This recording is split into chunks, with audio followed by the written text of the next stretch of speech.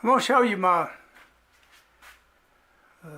bin where my cabinet where I put my sandpaper.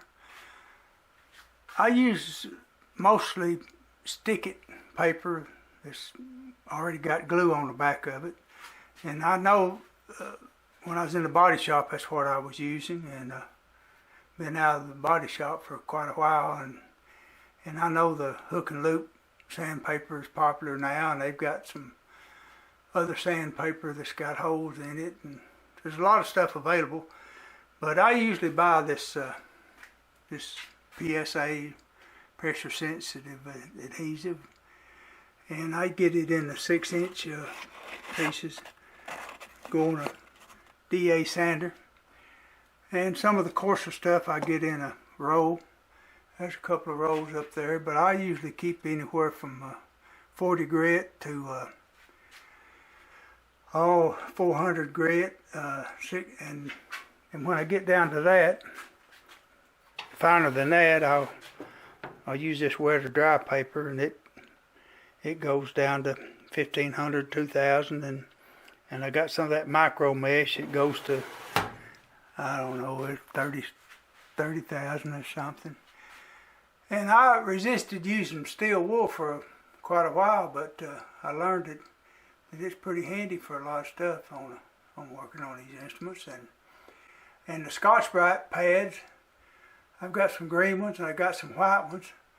I think they make about 4 different grades of it. They make a gray and a green and a white and I don't know, some other color, but they're all different.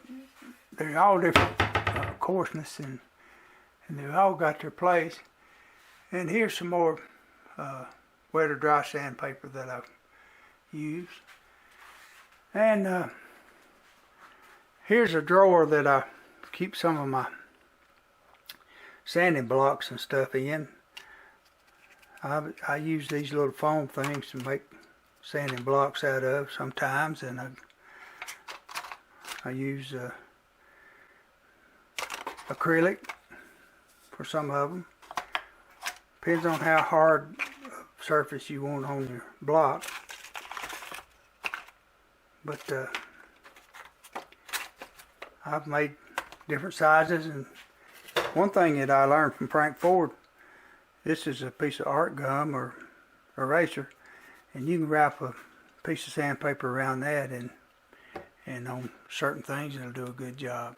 Now, getting back to our sanding stuff, sometimes you'll need a round sanding block, especially when you're making a neck or something and working on the heel of a neck. Got all those curves in there. And I've got different sizes of round sanding blocks. Some of these made out of PVC pipe. They make a pretty good one. And some of them are just sawed a radius on the bandsaw and sanded it down and made a sanding block out of it. I think this is a fit a tension hoop, neck to a tension hoop on a banjo. But all these little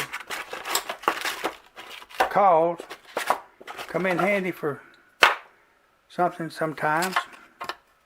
Here's some I wrapped around just a piece of metal rod.